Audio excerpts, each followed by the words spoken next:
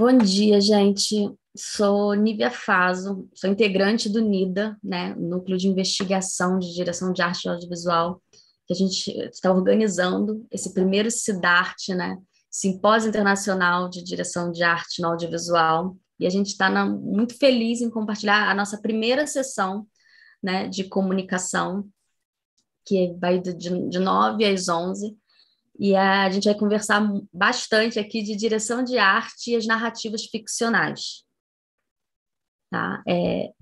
A gente vai iniciar com, né, na ordem, já para a gente saber, com a Bianca Samara Torres, depois a Doroteia Bastos e o Sérgio Loureiro, e depois vamos para o Flávio Reis. A primeira a apresentar vai ser a Bianca Samara Torres, que aí ela vai falar da direção de arte nas adaptações cinematográficas, uma análise a partir das adaptações de O Grande Gatsby para as telas de cinema. Quem tiver qualquer colocação, a gente vai discutir no final, e aí eu acho importante, a gente já vai colocando ali no chat, que aí eu já vou anotando para fazer esses registros, tá? Bianca vai ter os seus 15 minutos de apresentação, vai compartilhar a tela.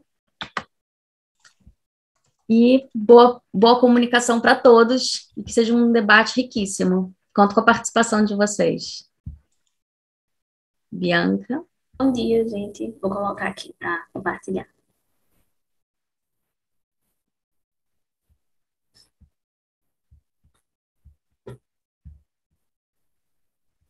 Oi? Bom dia, gente. Eu me chamo Bianca Samara. Sou graduanda do curso de Comunicação Social na Universidade Federal de Pernambuco, Campus Agreste, que é localizada aqui em Caruaru. E a minha proposta de comunicação, como o Nívia falou, é a direção de arte nas adaptações cinematográficas, uma análise a partir das adaptações de O Grande Gatsby para as telas de cinema. Contextualizando um pouco, O Grande Gatsby é um drama literário escrito por Francis Scott Fitzgerald em 1925 e é considerado um clássico da literatura. A partir daí, a gente consegue ver muitas adaptações desse livro para o cinema, né? Essa transformação, essa transposição de uma comunicação para outra, da literatura para o cinema. E aí, com o decorrer dos anos, a gente teve quatro adaptações, e eu tento entender, juntamente com a teoria de Mônica Gentili, de David Bordwell, de Vicente Laubruto e de Robert Stan, como a direção de arte é aplicada diante dessas quatro adaptações. A gente considera muito a questão da história mesmo, do cinema, da história da direção de arte, e também como ela é aplicada diante da narrativa que mais está fazendo sucesso naquele momento. Como, por exemplo, as quatro adaptações, a primeira foi em 1926, apenas só um ano depois do lançamento do livro. Então, a gente tem ali, a gente encontra um cinema mudo, a gente encontra muitas limitações técnicas, e isso engloba câmera, iluminação, cenário. Então, a gente vai entender como é que a direção de arte é aplicada nessa adaptação, sem que tire a magia, tire a originalidade da obra literária, né? Então, principalmente nesse filme de 1926, a gente tem um destaque muito grande dentro do figurino, do cabelo e da maquiagem, e é justamente diante dessas limitações, né? Como é que a direção de arte poderia trabalhar diante de uma câmera que não capturava muitas feições, enfim, muitos detalhes. Então, a gente teria que dar destaque àqueles que estão montando a cena, né? Que no caso seriam os personagens, seriam os atores. Então a gente encontra maquiagens muito pesadas, cabelos pretas, roupas com cores fortes, ou quando é para demonstrar essa pureza, a gente encontra o contraste, né? A gente vai encontrar a cor branca nos vestidos, e, enfim. A gente tem muito essa presença, e aí a gente tenta analisar como é que a história do livro, né, ela é construída diante dessa direção de arte. Em 1949, a gente já tem uma situação mais diferente. A gente está falando dos anos 40 de Hollywood, ou seja, a gente tem um destaque muito grande para o gênero noir.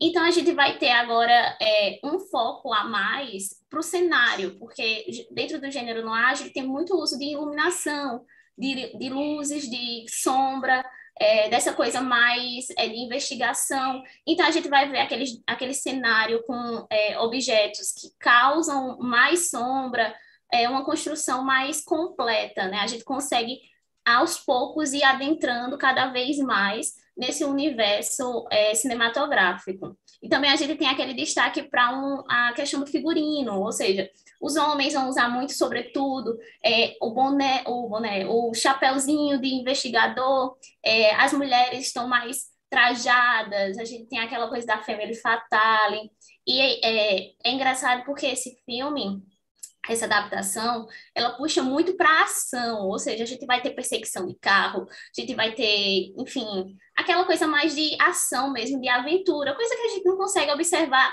nada disso no primeiro filme. E também a gente são cenas que existem na obra literária, mas que não tem tanto destaque. Então a gente consegue ver como a direção de arte vai trabalhar junto com a narrativa, junto com o roteiro, junto com a iluminação, com, enfim, com todos aqueles aspectos técnicos do filme. E aí a gente já pula para 1974, é a primeira adaptação com cor, então a gente já consegue observar muito o abuso das cores nesse filme, e aí a gente tem esse foco a mais para o figurino novamente, para o cabelo e para a maquiagem, porque ele chega a contrastar muito com o primeiro filme, de 1926. Em 1926, a personagem principal tinha o cabelo preto. No livro, ela é loira, ela é aquela personagem mais leve, mais pura, daquela forma e tudo mais. Em 1974, a gente consegue ter, pela primeira vez, essa visualização, né, da personagem mais com as roupas leves, uma maquiagem bem leve, quase assim, natural. A gente tem muito destaque da maquiagem nesse filme. Uma vez que, novamente, eu volto a dizer que é a questão da limitação, né? A gente vai ter câmeras melhores, a gente vai ter ambientes que a câmera pode caminhar, pode passear, e a gente pode, junto com ela, adentrar dentro das grandes mansões que o filme, que a obra em si apresenta. E, por último, a gente tem 2013, é a mais atual, e ela é muito uma questão de cinema quase autoral. Esse filme foi escrito por Baz Luhrmann, foi feito por Baz Luhrmann, que é um diretor que é conhecido por usar muito estímulo visual, muito estímulo mesmo. Então, a gente vai ter ali, pela primeira vez dentro desse filme, né, aquele uso de chroma key, a gente vai ter muito uso de CGI, a gente vai ter um exagero na questão do dourado, da riqueza, do abuso, da ganância, da riqueza mesmo. A gente vai ter essa ampliação do cenário que, junto com o figurino, né, junto com o cabelo e os outros aspectos da direção de arte, vão englobando dentro dessa proposta, né? E aí eu trouxe algumas fotos só para contextualizar.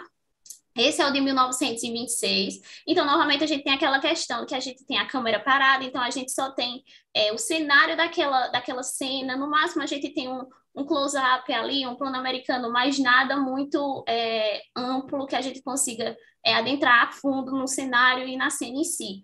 Então, a gente consegue ver as personagens usando batom vermelho, ou enfim, um batom que marque muito a boca, o cabelo preto, as roupas pretas. Em situações de vulnerabilidade emocional, a gente encontra elas com a roupa mais clara. Enfim, é aquela coisa de como é que eu vou trabalhar a narrativa da obra literária dentro das minhas limitações.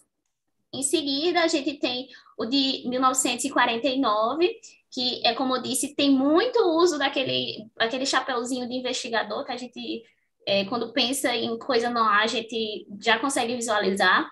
Tem muito uso do sobretudo, e, como eu disse, tem aquela coisa da sensualidade, da famille fatale, coisa que, novamente, a gente não consegue observar tanto na obra literária, mas que é aquela adaptação de acordo com o tempo, né?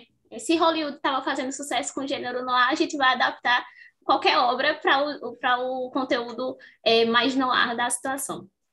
Em seguida, a gente tem o de 1973, como eu disse, é a primeira adaptação com cor, então a gente vai ter muito essa presença dessas cores, e é a presença, a importância dessas cores dentro do cenário e também dentro dos objetos de cena, como, por exemplo, o carro do personagem principal, que é esse carro amarelo. É a primeira vez que a gente vê a cor, né, desse carro dentro dessas adaptações, e é um carro muito importante, é um carro, assim, característico do personagem, e o objeto principal da narrativa toda. Então, a gente, pela primeira vez, a gente observa essa presença desse carro amarelo e também do contraste com outras cores. Então, a gente vai ter o carro azul do outro personagem, que não é muito simpático com ele. A gente vai ter uma tridimensionalidade do espaço, a gente vai ter já mais lugar para andar, né, para a gente observar com os olhos e andar junto com a câmera. Então, a gente vai ter as mansões gigantescas, a gente vai ter o uso de tecidos leves para mostrar a calma do lugar. Enfim, são esses aspectos que dentro da proposta eu explico. Por último, o de 2013, que, como eu disse, a gente vai ter muito o estímulo visual. Então, a cena está acontecendo naquela telinha e a gente vai ter muita coisa envolvendo ela, muita coisa preenchendo a tela, né? E quando não é o uso de objetos de cena mesmo, a gente tem o uso mesmo de chroma key, que é, como por exemplo, essa última foto aqui de baixo, e também das festas, né, que o personagem principal faz. A gente vai ter muito esse uso do chroma key.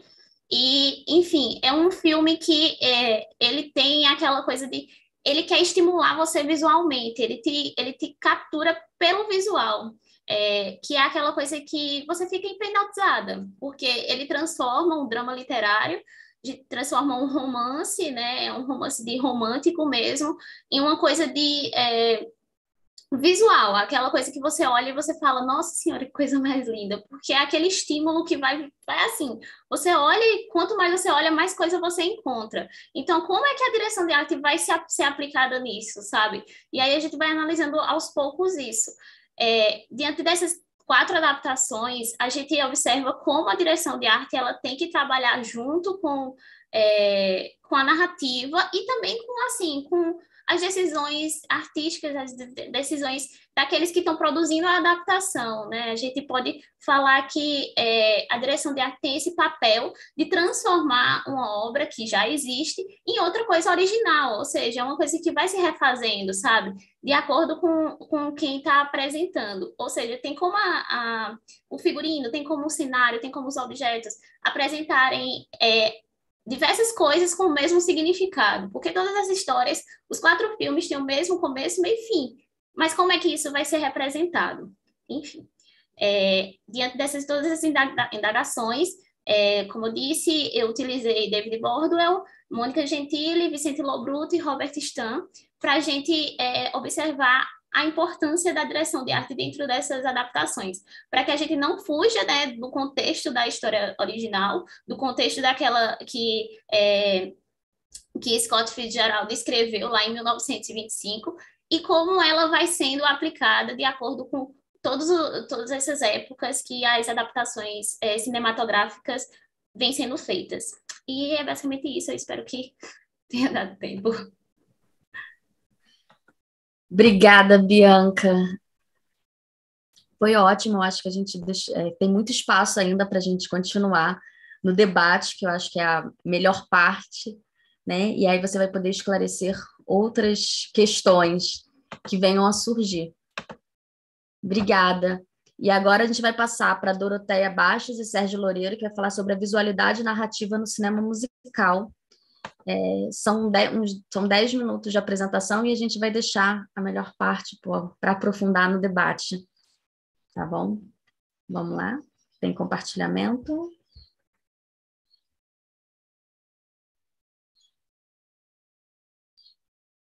Vocês estão mutados, Sérgio, Doroteia. Sim, acho que eu já abri aqui.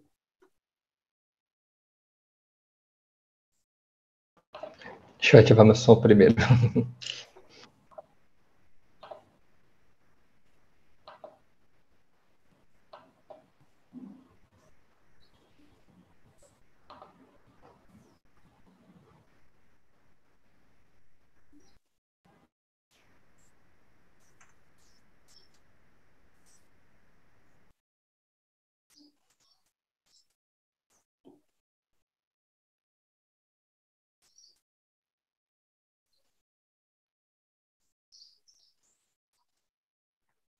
Sérgio, Estamos vendo. Sérgio, você está mutado.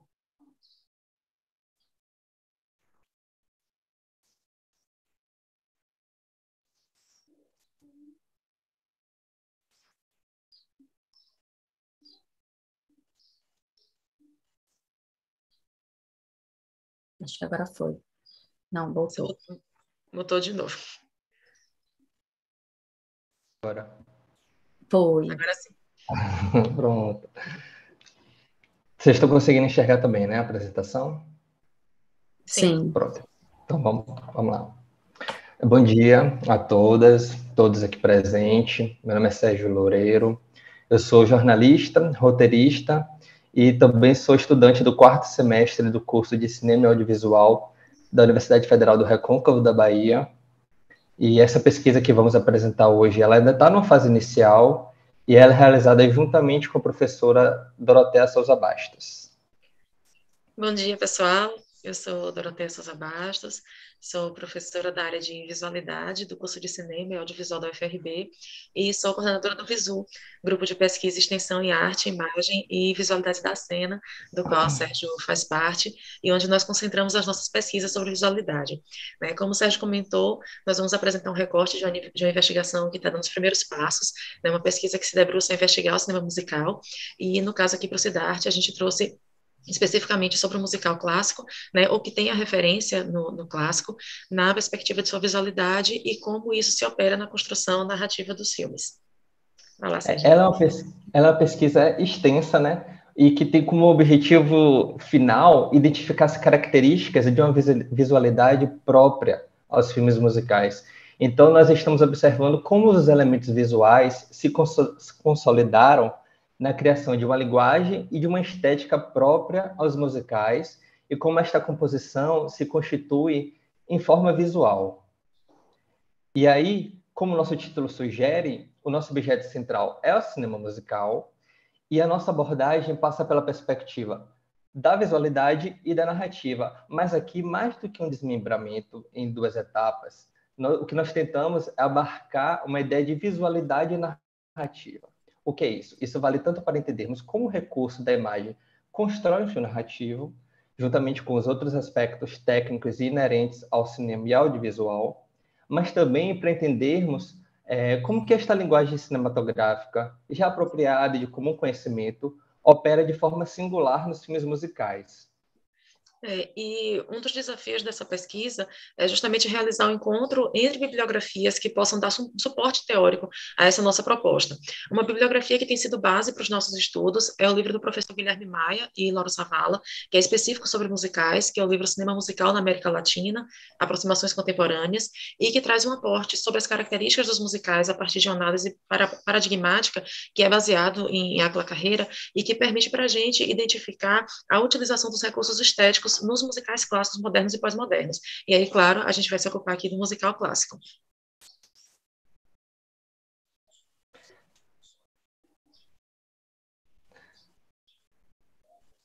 Nós separamos, né, alguns trechos de filmes musicais clássicos.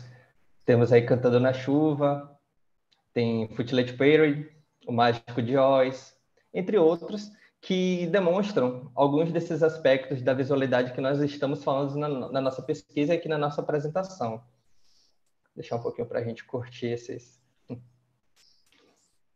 Eu acho que o som não está indo, mas agora já não tem problema, mas tinha o som dos filmes ao fundo, mas tudo bem. Mas tranquilo, Serginho, pode ir. É importante a gente dizer que, tanto em termos narrativos, ao que se refere ao roteiro, e aí a construção da psique, dos personagens, né, do universo que eles estão inseridos, sua jornada que eles vivem nesses filmes, como também nos aspectos estéticos e visuais, e aí também várias referências a essas coreografias, as performances, e também aos elementos da direção de arte, que envolve figurino, cenografia e outros aspectos técnicos. O que a nossa pesquisa tem se desenvolvido indica uma unidade conceitual atribuída ao cinema musical clássico. Aí a cena de Busby. uma coreografia de Busby Berkeley, teremos outras. E a visualidade que Serginho fala faz uso desses códigos imagéticos, né, que estabelecem essa referência nessa relação com o público e que, de certa forma, torna mais tangível, né, aquilo que é proposto pelo roteiro, em consonância, claro, né, com o estilo pretendido, e que acaba englobando as escolhas estéticas responsáveis por imprimir no filme a sua identidade visual. Essa é também uma outra coreografia de Busby Berkeley, do filme Os Homens Preferem as Louras, que tem Carmen Miranda, e, enfim, a gente já viu os usos, né, dos objetos de cena também, e é essa identidade visual que faz com que seja possível reconhecer o cinema musical clássico em todas essas cenas, né, em todas essas cenas que a gente traz. É claro que quando a gente já conhece o filme, né, nós identificamos pelas cenas que a gente já viu, né? Então, o que a gente nota, nesse caso que a gente traz, que mesmo sem você conhecer o filme, mesmo sem ter visto aquela cena anteriormente, existe um código visual, né? Existe um código de imagem que nos permite dizer que aquilo se trata de um musical.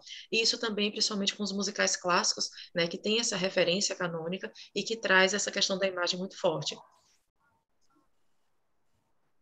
Falando em cenas musicais clássicas, A gente tem Cantando na Chuva. Cantando na Chuva é a segunda cena, né, que a gente traz de Cantando na Chuva, que é um dos musicais mais conhecidos, mais aclamados, mas também temos o Mágico de Oz, que também tem cenas que são super conhecidas e que, como a gente falou, né, mesmo que você não conheça o filme, mesmo que você não tenha visto aquela cena, você consegue reconhecer pelo código visual que existe que se trata de um musical.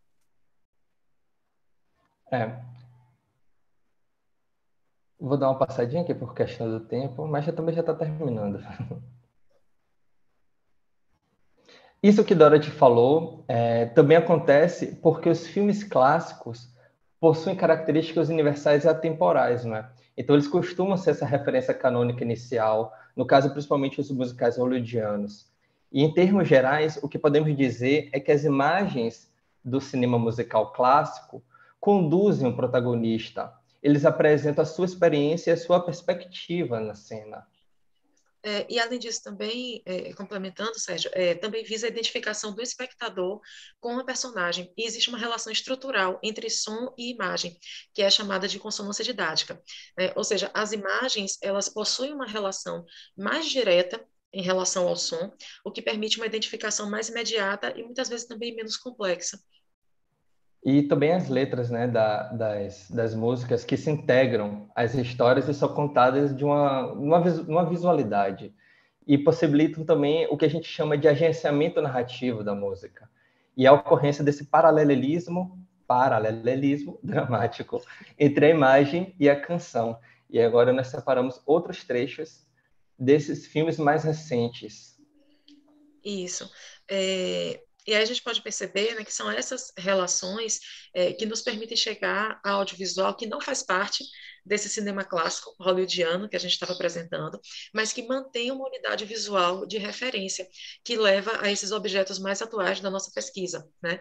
E a gente separou alguns trechos, como o Sérgio falou, de filmes e também outros formatos audiovisuais, não só filmes, que possuem essa referência do cinema clássico. Então, não se trata apenas de uma inspiração nesses musicais, né, mas de uma forma de ordenação e principalmente de organização dessas informações visuais que gera o conhecimento do formato. Uma coisa que eu acho até interessante dizer é que cada vez mais a gente sabe que as narrativas elas estão sendo condicionadas pela atualização tanto das novas mídias quanto das novas tecnologias, e que criam rupturas, mas elas também impõem uma necessidade de que as estruturas dramáticas e visuais do cinema convirjam para as linguagens da atualidade. Então, se estamos falando de uma estrutura clássica do cinema musical, nós temos que pensar nas características preponderantes que fazem com que estejamos falando sobre elas aqui, hoje. E não somente na perspectiva histórica, né? Nós estamos vendo aqui os filmes reproduzindo esses ideais.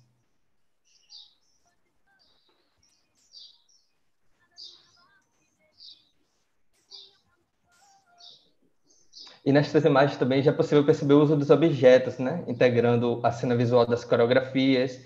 E, inclusive, o visual das danças apresentadas será um dos pontos mais específicos da nossa pesquisa, além de... Porque nós identificamos o corpo e também esses elementos da arte, os figurinos, principalmente, e os cenários também. E só complementando essa questão que o Sérgio traz, também é importante para o nosso estudo a composição visual das cenas, né? A gente está falando em visualidade, então posicionamento de câmera, cores, movimentações, relação com o roteiro, todos esses aspectos são importantes e estamos agora na fase de estreitar mais e focar na relação com as matérias da direção de arte. Pode passar, Serginho. Pois é, para finalizar, esses são alguns dos pilares que nós identificamos como fundamentais nesse processo de investigação e temos buscado reconhecer também essas características e identificar alguns aspectos da direção de arte que promove essa distinção dos filmes musicais clássicos.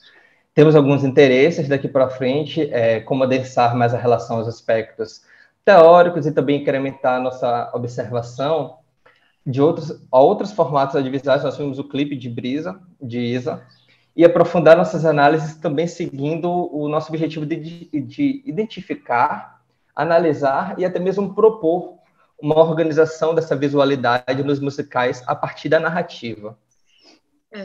E é isso, é o momento de apresentar os nossos resultados parciais, ouvir as contribuições, enriquecer a pesquisa.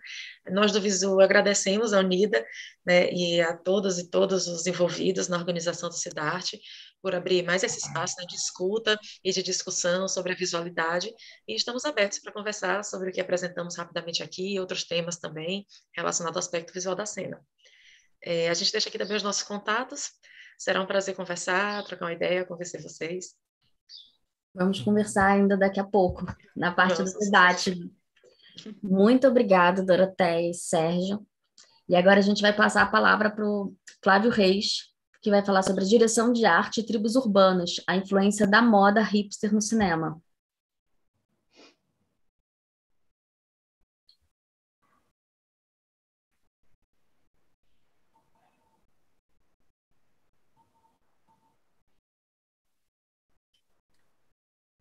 Flávio, você me ouve? Você está mutado.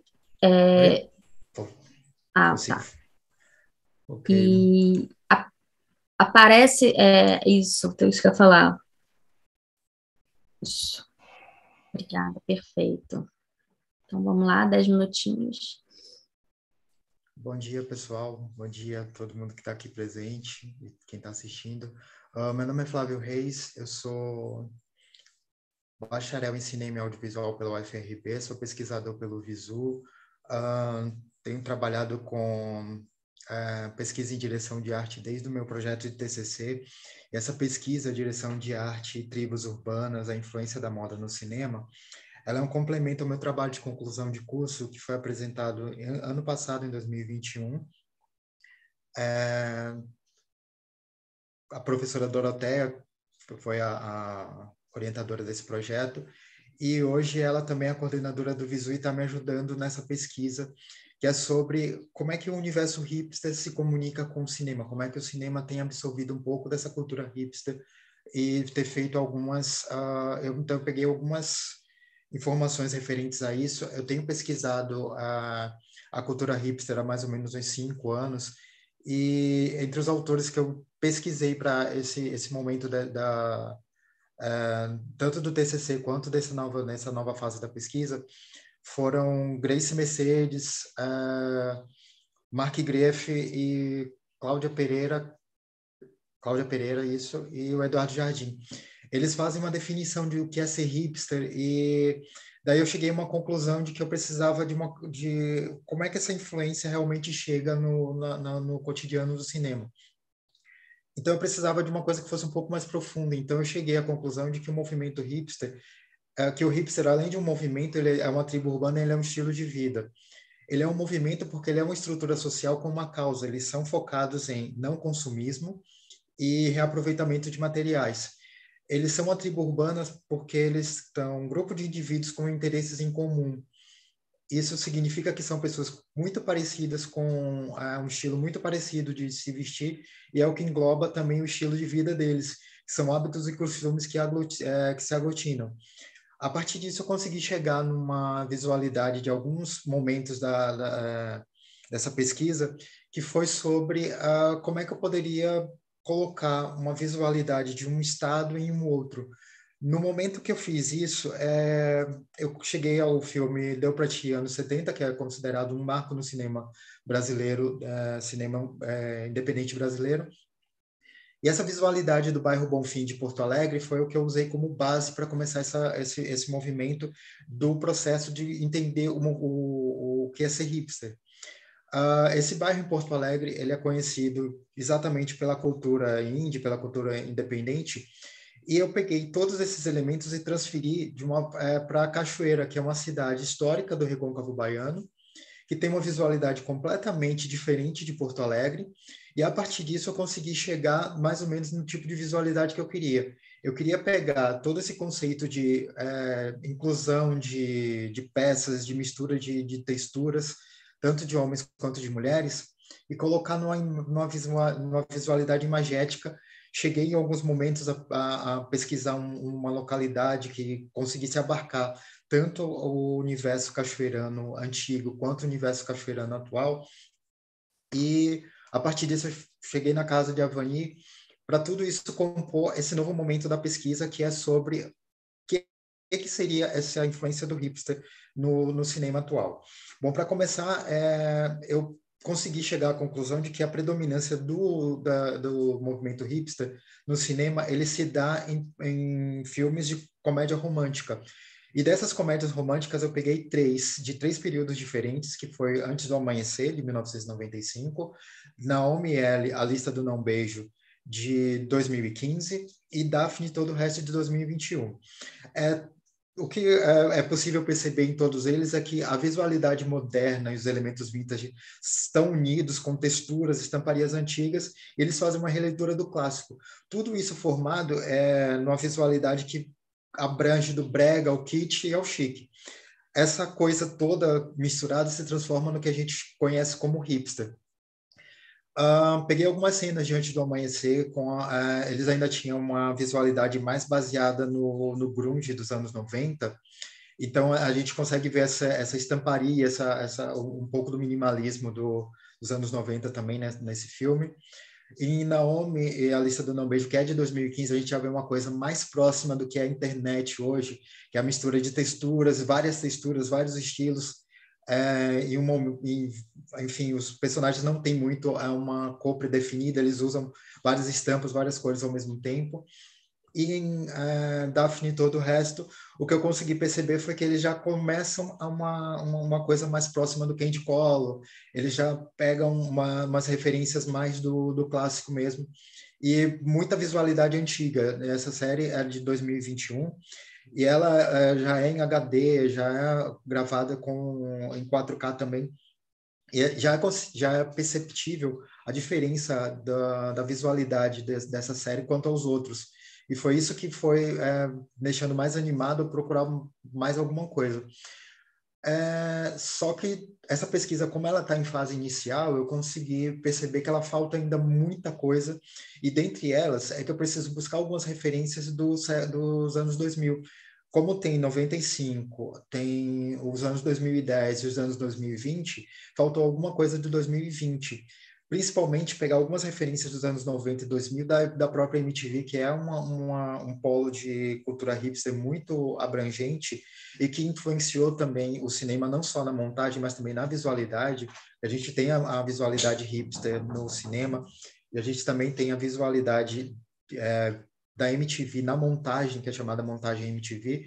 E, além disso, em setembro de 2022, eu vou fazer uma pesquisa de campo no bairro Bonfim sobre essa visualidade cênica, sobre essa percepção de como é feita essa inclusão desses personagens, dessas pessoas na visualidade, como isso também foi abarcado no cinema com o decorrer dos anos. Bom, muito obrigado pela atenção de vocês. Essa foi a minha apresentação.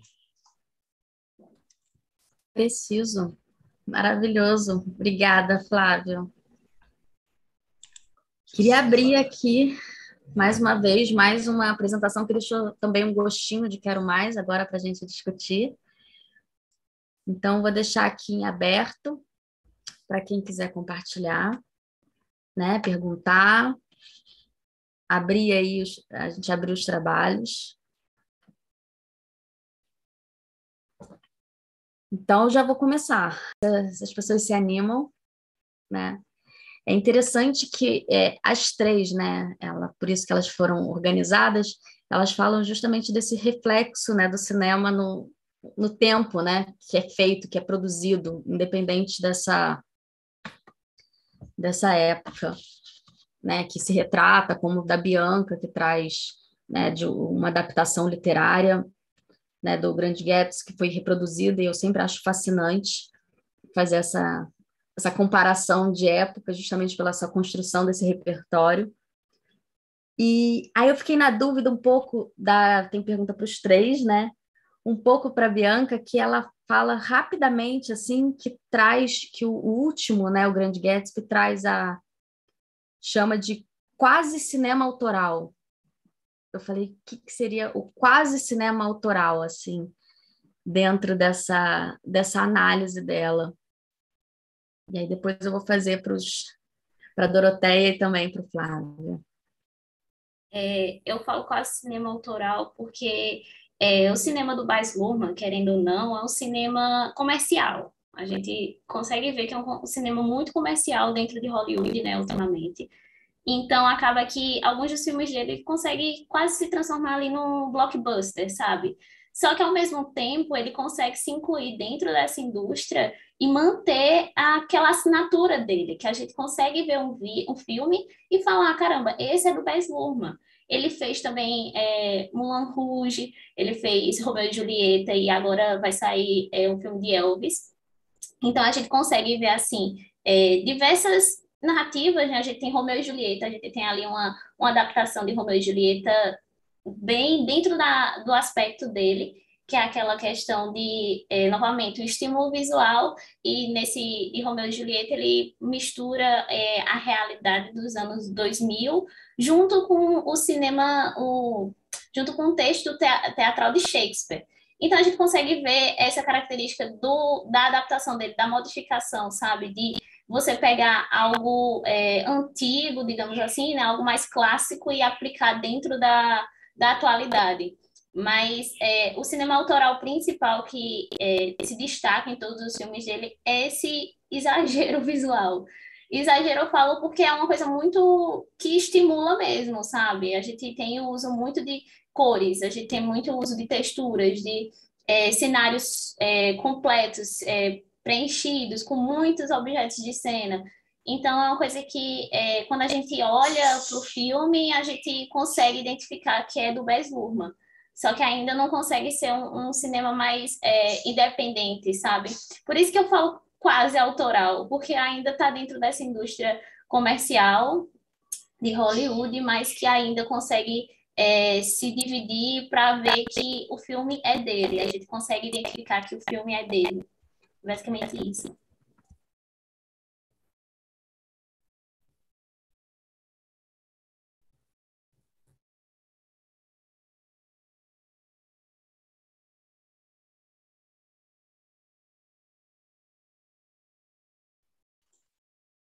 Agora eu que estou mutada. Vocês me ouvem? Sim, pensei que você tinha caído. Agora que eu voltei. Entendi. E aí daqui a pouco eu vou puxar, eu acho que já entra também um pouco da Bianca, não sei se alguém não botaram ainda, mas eu fiquei curiosa dos musicais, assim, eu não sei se vocês chegaram a assistir, teve uma exposição maravilhosa em São Paulo, né, dos musicais, acho que uns 3 anos, foi antes da pandemia, que mostrava, assim, os musicais, como que vocês identificam? Vocês já conseguiram identificar essas atualizações do tempo que vocês falaram que convergiam, né, que eram atualizadas até quando vocês colocaram La La Land? E aí você já consegue identificar também, e essa visualidade, né? Quando você traz, existem composições que se repetem. Eu fiquei muito pensando nesse lugar, né? Dessa composição, desse ritmo também nesses objetos. Existe nível, assim, primeiro que existe quase que uma fórmula do musical clássico, né? A gente consegue reconhecer por conta disso. Então, todo mundo sabe que existe uma sequência de som, de canção, né? Uma forma de a gente ficar sempre olhando para o protagonista, né? Ele está ali não só protagonizando a cena, mas tudo, né, que envolve a câmera que que percorre junto com ele, enfim. Então, existem alguns critérios de visualidade que já existem, né, que já são estudados, inclusive, não é uma novidade essa parte, mas o que a gente tem percebido é que também alguns objetos se repetem, né, algumas questões de coreografia também se repetem, a gente traz a coreografia também como um aspecto visual, né, que junto com o figurino também compõe o cenário, eu sei que é uma discussão até maior dessa questão de figurino, cenário, enfim, essa composição, né, mas a gente percebe que existem, sim, algumas unidades, eu diria até algumas células, né, Sérgio, que a gente começou a identificar que elas se repetem. E é justamente por conta dessa repetição, né, que a gente consegue identificar o musical. Então, às vezes, a gente tem um filme que não é musical, a gente tem até outros formatos também, uma série que não é musical, mas tem um episódio que é musical. E você consegue reconhecer não só por conta da música, porque música hoje, né, enfim, trilha sonora, sons, ruídos, você tem praticamente em todas as obras, mas você consegue reconhecer por um critério de visualidade. E é nisso que a gente quer chegar. Porque o musical, apesar de ele ser sempre muito visual, sempre teve muito relacionado à questão da canção. Então, o que a gente quer trazer é o aspecto do musical pela visualidade. Porque pela canção, às vezes, é até meio óbvio, né? Você está assistindo a um filme, para tudo, vem aquela música do nada, né? As pessoas começam a cantar na rua, todo mundo sabe a coreografia, todo mundo sabe a música, né? Aquela diegese, extra diegese, né? Dos filmes musicais. E aí você, de repente, tem uma visualidade que também dá suporte a isso. Então, o nosso papel hoje é muito mais essa identificação.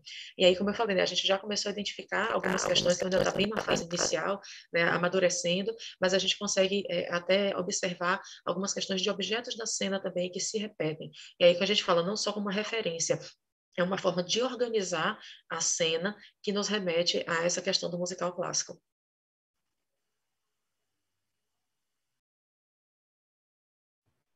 Me parece até interessante a gente tratar isso. No segundo trecho, a gente vê que não necessariamente as composições, as obras fílmicas ou audiovisuais, elas se encaixam nesse cenário de cinema musical clássico, pelo seu contexto até de data, mas também a gente consegue identificar que não necessariamente sendo obras musicais clássicas, elas têm cenas, como Dorothy falou. Então a gente consegue identificar esses elementos e é essa identificação que a gente consegue ver, não só em você representar esses signos, essa visualidade, mas também você resgatar ela. Então, nós temos, seja no sapateado, que era tão marcante nos primeiros filmes musicais clássicos, com Gene Kelly, a gente viu ali no Cantando na Chuva, mas também vimos no La La Land, os objetos de cena compondo a música, não só a cena, mas a música. Então, a dança, por exemplo, na primeira cena do trecho de Cantando na Chuva que a gente apresentou, que eles se vestem com os casacos, mas também nessa cena inicial de Hairspray, a música começa com aquele plano geral da cidade, mas depois a música vai sendo composta pelos objetos de cena, uma bicicleta que passa, o ritmo da cidade vai criando essa diegese e essa música mesmo. E a letra vai compondo, vai trazendo essa subjetividade da personagem, vai te apresentando a personagem através dela cantando. E então são elementos que vão além da visualidade, mas também passam pela visualidade. A visualidade agencia, a visualidade compõe esses signos que a gente identifica como pertencentes e próprios ao musical clássico. Nívia, e se eu puder só complementar o que o Sérgio colocou agora, assim que é importante frisar que a gente está falando aqui da referência do musical clássico. A gente tem musicais modernos, musicais pós-modernos que seguem uma outra lógica, né? Às vezes até sem música, às vezes até sem dança, né? Que seguem outros padrões, né? Ou até às vezes sem padrão, né? Uma tentativa de não ter um padrão do musical. E aqui a gente está tentando identificar justamente o do musical clássico. Então a gente vai ter vários outros exemplos, até dentro, né? Dos filmes que a gente trouxe mais atuais, que também trazem outras questões de outros tipos de musical, mas o nosso foco nesse momento é realmente o musical clássico. Que não faz tanta diferença, né? A época, são signos ou harmonizações, a Tainá até botou aqui estilos, né? Isso. É atemporal, né? Sim. Existe uma referência canônica hollywoodiana, mas é atemporal, e a gente consegue identificar essas características. Até porque tem o cinema, né, indiano, que aí é o próprio musical, são outras referências. Mas maravilhoso. Está no processo aí. E A Tainá colocou aqui, me parece que a noção de estilo perpassa todas e pode ser uma chave operativa interessante. Sim, eu acho que dialoga também o estilo em cima, o que eu acho mais interessante do fazer cinematográfico, da direção de arte, né? Esse reflexo do tempo, é o registro do tempo em que está sendo feito. E buscar essas referências, que ficou muito claro no da Bianca, né, no Grande Gatsby, que ela trouxe o noir, né? O de vocês, de como que isso, acho que vai ter a parte 2 aí pra gente, né, da Sérgio Doroteia, essa finalização de como que isso também foi atualizado. E aí eu fico também interessada no do Flávio, que ele traz lá dos anos 90, o hipster, quando vai surgindo, né? Mas que virou moda, né? Em 2000. E como que essa influência muda, que aí ele perde um pouco das características originais do hipster e perde um pouco também, ele vira, eu não sei, eu posso falar besteira aqui também, mas ele vira um pouco uma caricatura, né? Que a gente passa a ver, eu não sei como que foi que você pegou lá de Porto Alegre, né? Essa referência, mas eu vi muito essa caricatura do hipster no Rio de Janeiro. E como que você faz essa análise desses estilos, dessas transformações, já que você pega também filmes de épocas diferentes? Ou não conseguiu identificar Não de como... consegui. Então, Nívia, foi muito interessante essa pesquisa, porque primeiro eu sou fascinado pelo paradoxo hipster, né? Porque eles conseguem pegar elementos antigos e transformar aquilo em algo inovador, algo novo.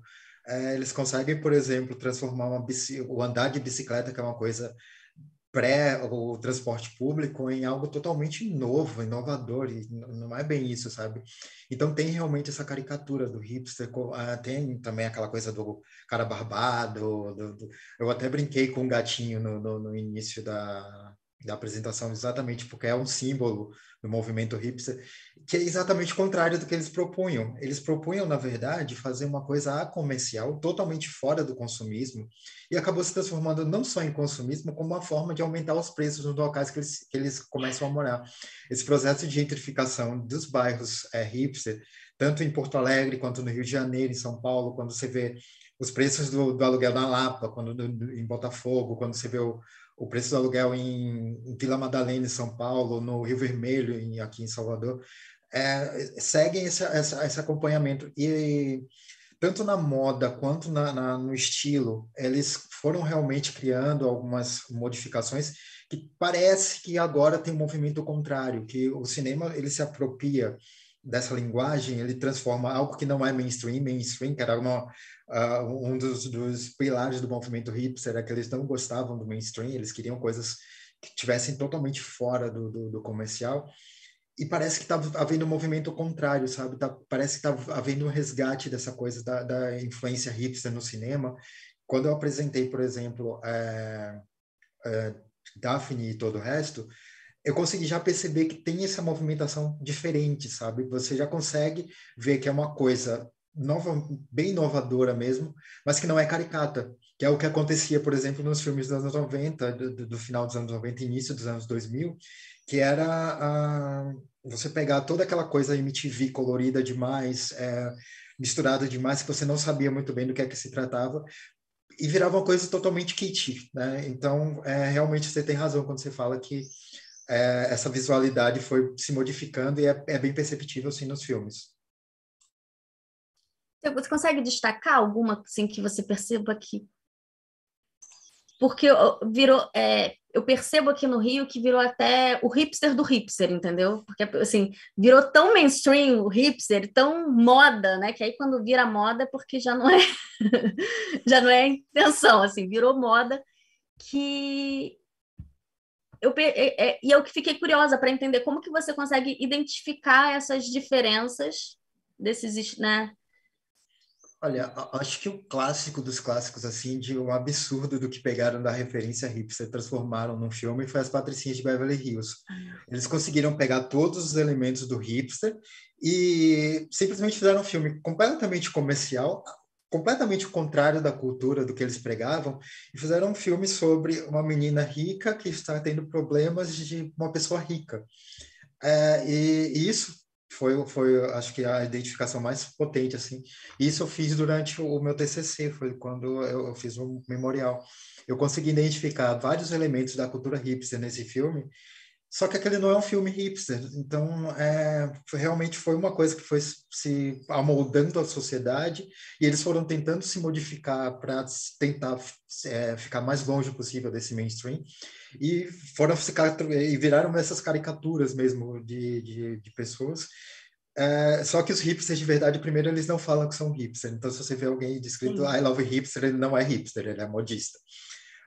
Então, mais ou menos, esse foi um filme que me marcou, assim, sobre como é que eles fizeram isso, sabe? Como é que eles pegaram toda uma cultura anticomercial e comercializaram com o filme Patricinha de Beverly Hills. Interessante.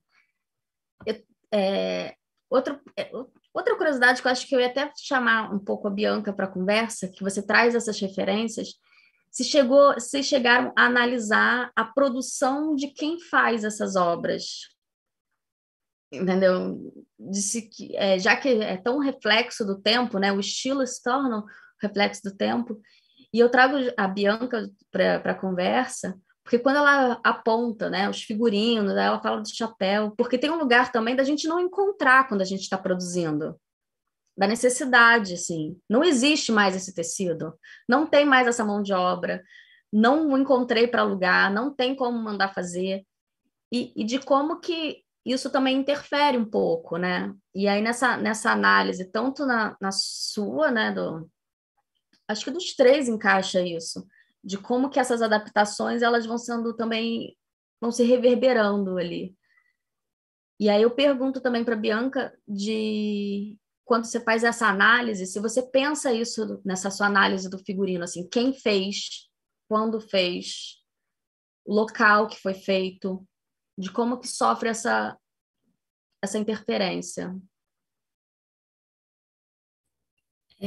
A questão das primeiras adaptações, né, ali de 26, de 49, de 73, ainda a gente tem uma presença muito forte desse tipo de narrativa, né, desse tipo de narrativa clássico, então a gente consegue ter uma liberdade mais, assim, fácil de encontrar os objetos, fácil de encontrar a produção deles todos, e principalmente porque, querendo ou não, esses 4 filmes são bastante comerciais, então a gente não está ali lutando contra a questão de orçamento, de busca, de falta de equipamento, e de equipamento que eu digo coisa mais estética e tudo mais.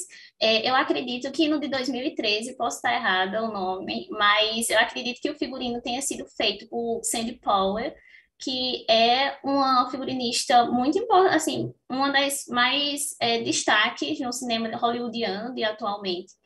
Então, a gente consegue ver que quando a gente não consegue, a gente lida com essa questão do orçamento, né? A gente tem uma liberdade maior dessa produção. Então, a questão dessa busca de figurino, de tecidos e etc., eu acredito que tenha sido fácil, não vou dizer que eu aprofundei nessa minha questão de produção, mas eu acredito que, novamente, o de 2013 ele ganha destaque nisso, principalmente pelo nome do diretor, né, pela facilidade de produzir essa obra, e eu digo porque é um clássico da literatura norte-americana, nível Machado de Assis aqui no Brasil, né? Então, acaba que tem essa facilidade mesmo. Não sei se eu respondi.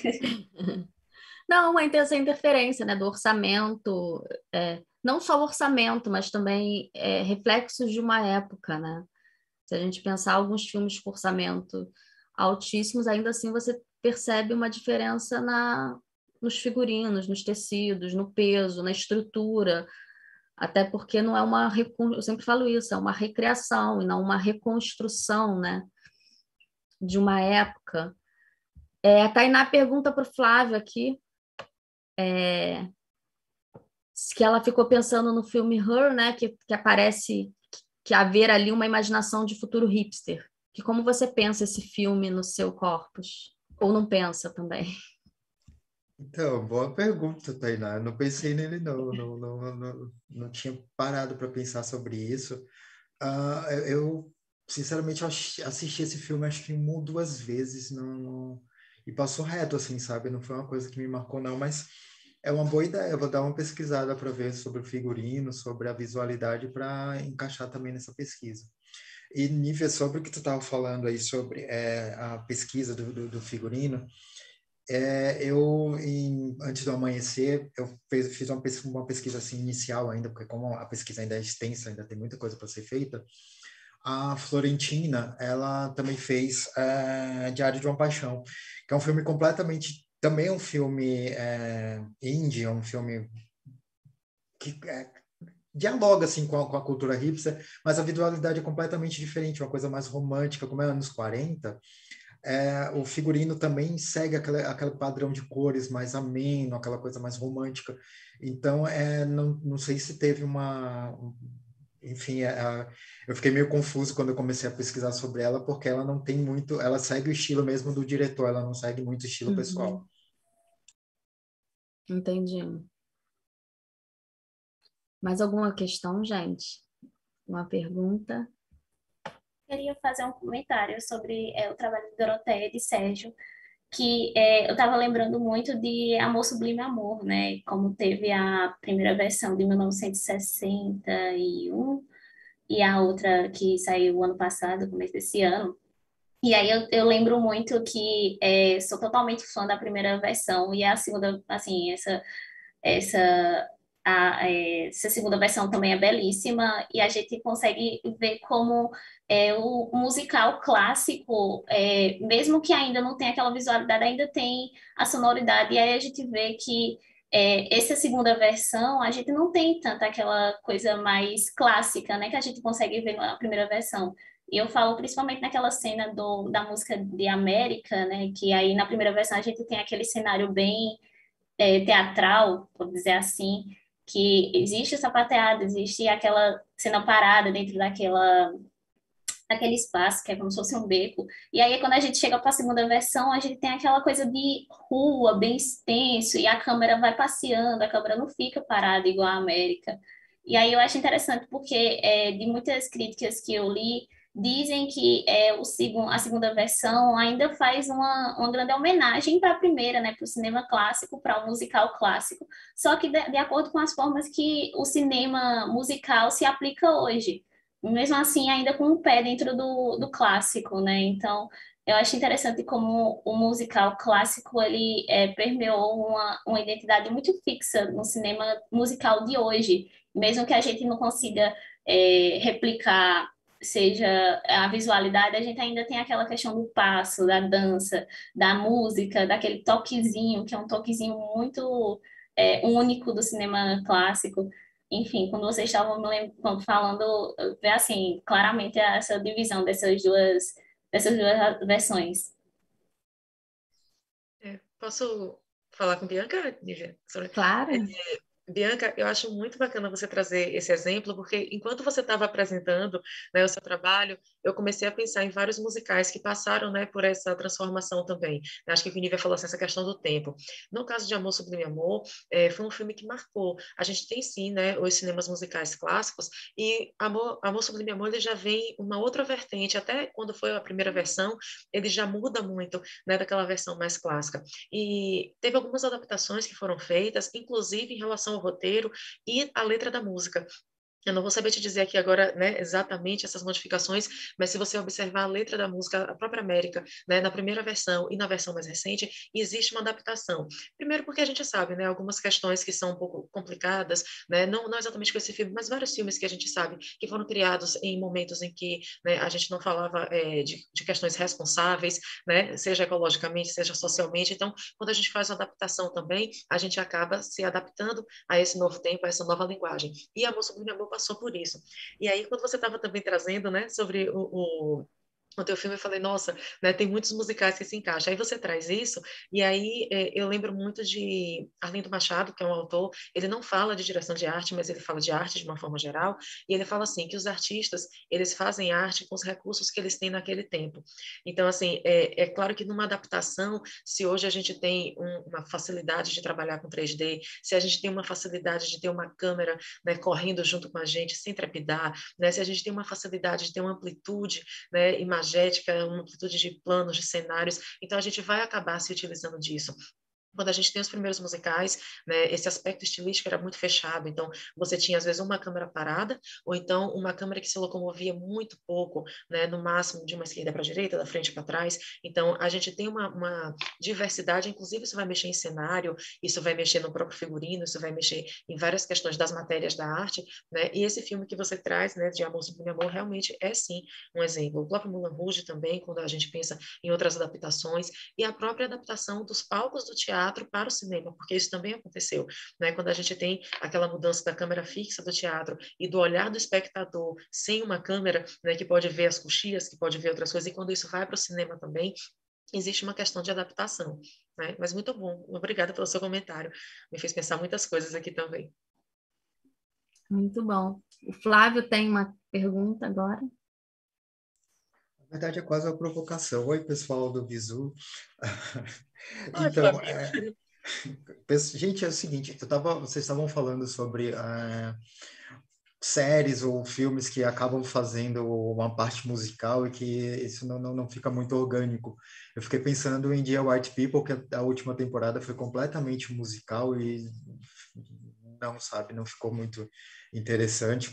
Realmente ficou uma coisa totalmente fora do contexto da série. Mas uma outra coisa que eu fiquei bem chocado mesmo foi com o musical Cats, que foi transformado em filme, filme musical, e que foi aquele desastre. Ele tem todos os elementos do clássico, ou ele simplesmente é uma tragédia a ser esquecida?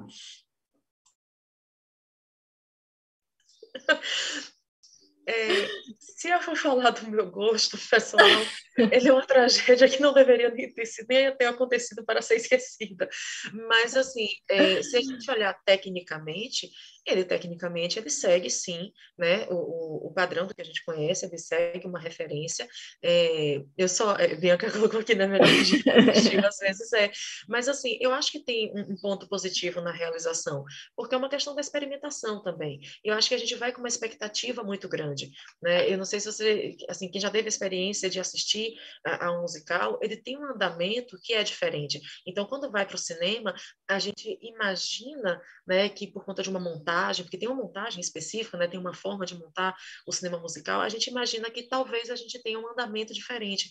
Então, eu acho que o que aconteceu com Cats foi enfim, não querendo chegar nesse nível que você colocou, Flávio, mas eu acho que, assim, apesar de seguir, né, tudo foi um musical, né, mas apesar de seguir tudo, acabou não agradando, acho que por questões também, não sei, eu não conheço a fundo a direção, mas eu acho que uma direção mais eficaz, talvez, ali, mais presente, não posso também dizer que estava ausente, mas acho que é uma questão de direção.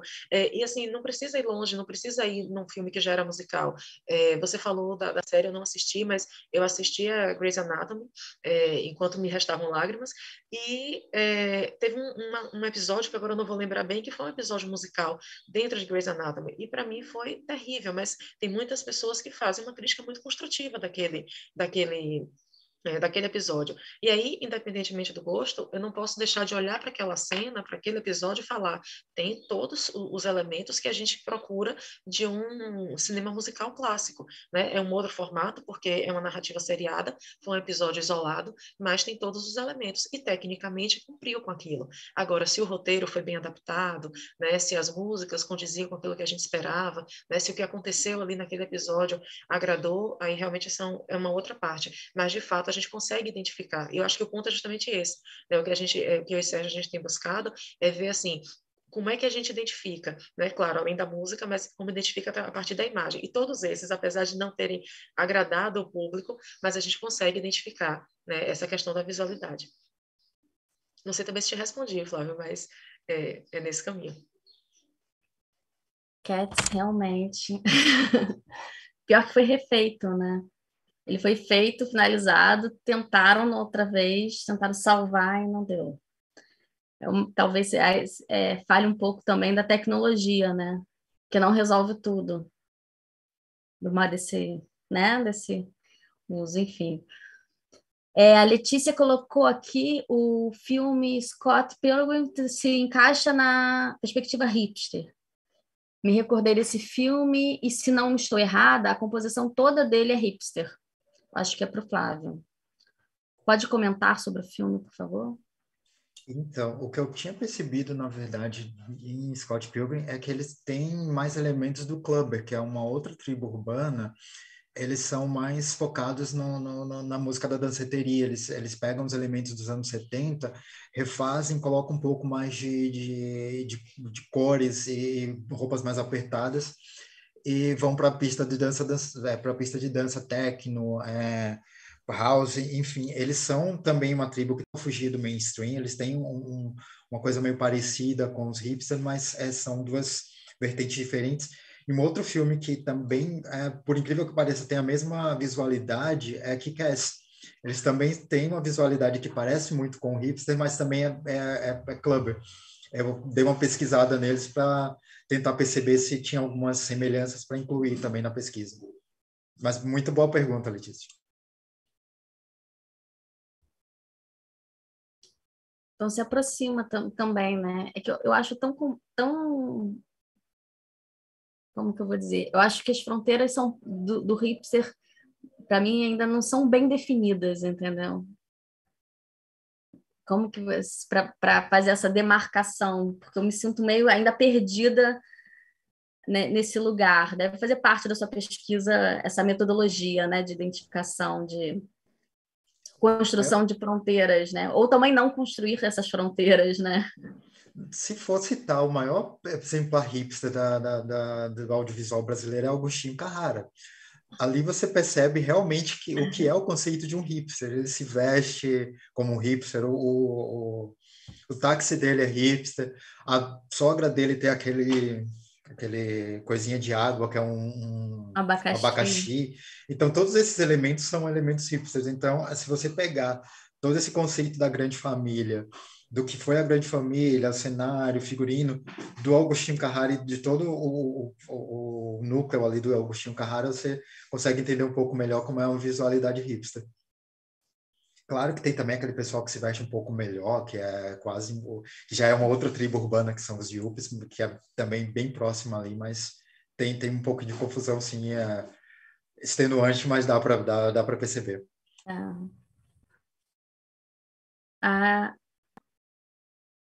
A Carol colocou, então eu sou hipster, eu tenho a jarra de abacaxi.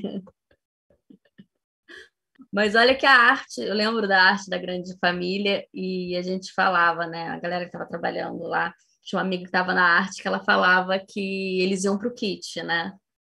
Eu acho que eles não identificavam ainda como hipster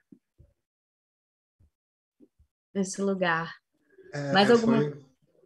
Desculpa, foi mais ou menos o que eu citei mesmo, que o hipster era você pegar o brega, o kit e o chique, misturar tudo numa embalagem e colocar numa pessoa. Eu vou provocar um pouquinho mais. Você acha que é quem usa que faz ser hipster ou não? Qual é a diferença entre o quem usa ou só entendeu? Foi essa uma das dúvidas que eu estava tendo na pesquisa. Quando eu vi as definições, são 3 autores que eu peguei como base para a definição do que seria o hipster. E definitivamente é quem usa, porque você tem que identificar quem são essas pessoas no seu meio social para você agrupar aquelas pessoas fora do resto da sociedade. Então, sim, tem um pouco da pessoa que usa aquilo.